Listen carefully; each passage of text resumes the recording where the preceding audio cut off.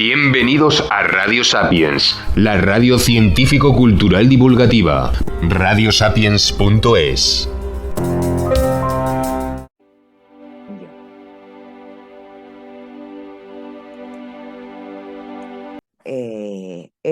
Desde el 2010 al 2020. Máster de Estudios Avanzados en Antropología Social y Cultural en la Universidad Complutense de Madrid 2017-2020 y grado en Antropología Social y Cultural. Tiene publicaciones como La personalidad dogmática en agresores en violencia contra la mujer, perspectiva antropológica y psicosocial de la construcción social de la desigualdad en el 2019, la categoría del paciente desestimado en la urgencia sanitaria en contexto de pandemia en 2020, tema bastante actual, en preparación y aceptado para la publicación, que ya nos contará si lo tiene ya publicado hoy, en la revista digital Ares, artículo Vida social y activismo online de las personas con discapacidad severa con enfermedades postvídicas. Artículo La etnografía como recurso metodológico esencial en el trabajo de comunidades virtuales de pacientes aislados en el hogar, de encefalomielitis miálgica a la COVID persistente.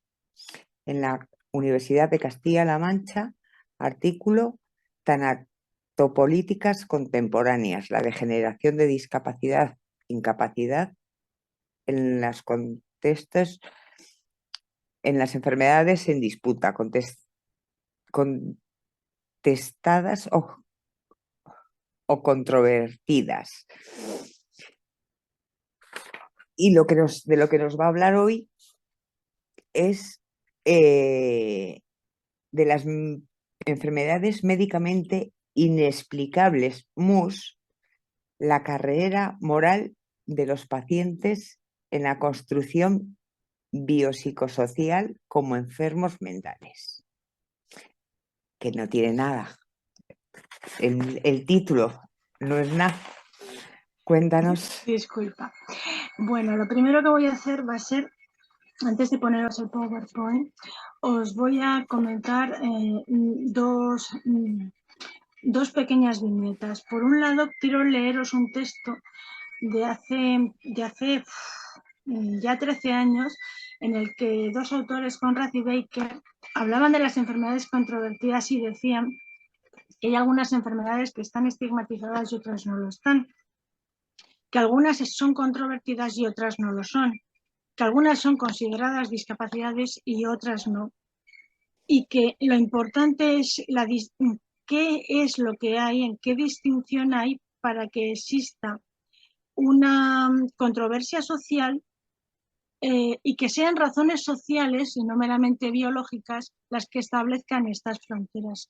Eso me parece esencial y de hecho es la frase con la que encabezo esta investigación, y a partir de aquí empecé a desarrollar una serie de nociones desde una serie de autores, pero fundamentalmente un autor desde la sociología, que es Erving Goffman, que es muy sólido, es un autor que era psicólogo y psiquiatra, pero sobre todo era sociólogo, y que se puso a investigar lo que en los años 40 y 50 era la institucionalización de las personas con enfermedades mentales en instituciones sociales, en los manicomios, y cómo en el fondo ahora las personas siguen siendo institucionalizadas, pero fuera de la institución. Es decir, ahora ya no a las personas con enfermedad mental ya no se les llama locas y se las mantiene en la sociedad. Y sin embargo hay personas que son tachadas de enfermas mentales y quedan institucionalizadas porque en el fondo quedan recluidas en sus casas, y esas personas sois vosotras.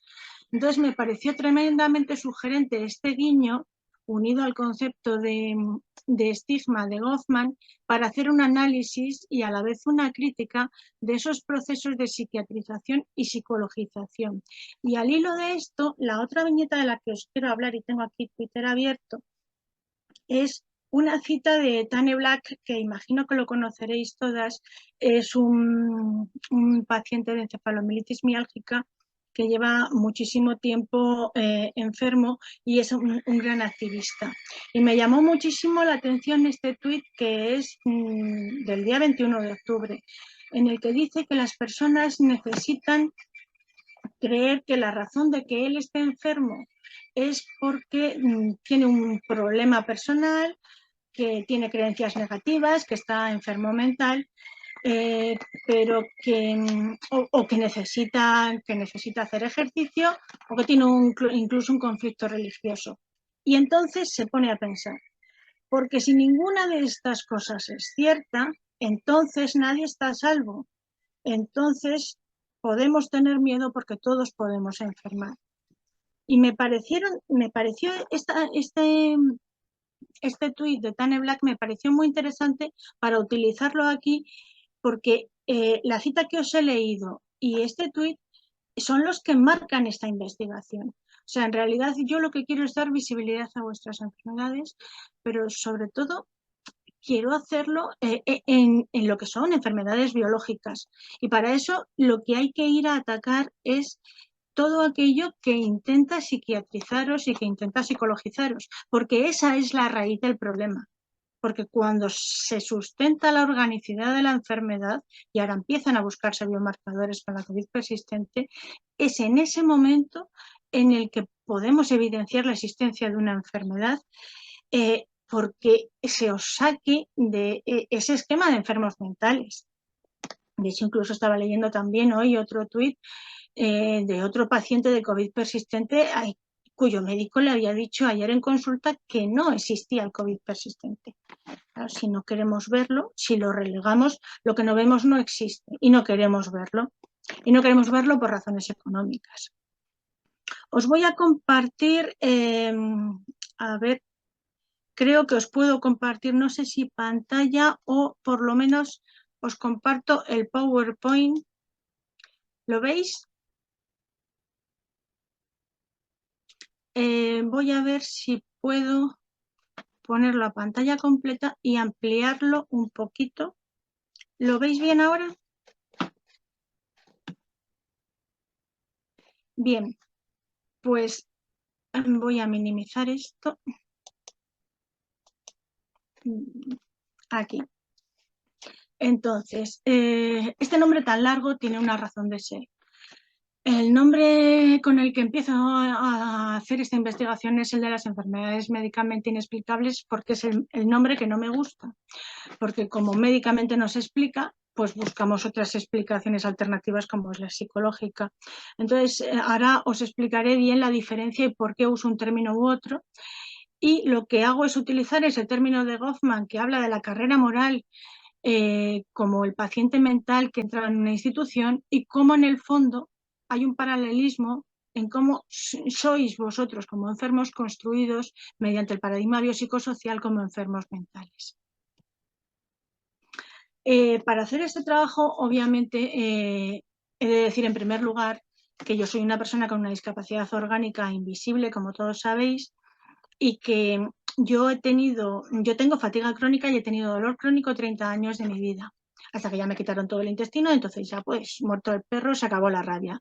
Dejé de tener ese dolor, sigo teniendo la fatiga. Y por otro lado, esta enfermedad yo no necesito legitimarla ante la sociedad porque no se me ve enferma, pero yo ante el sistema biomédico soy una persona enferma orgánica física. Y nadie me dice que yo tenga una enfermedad mental.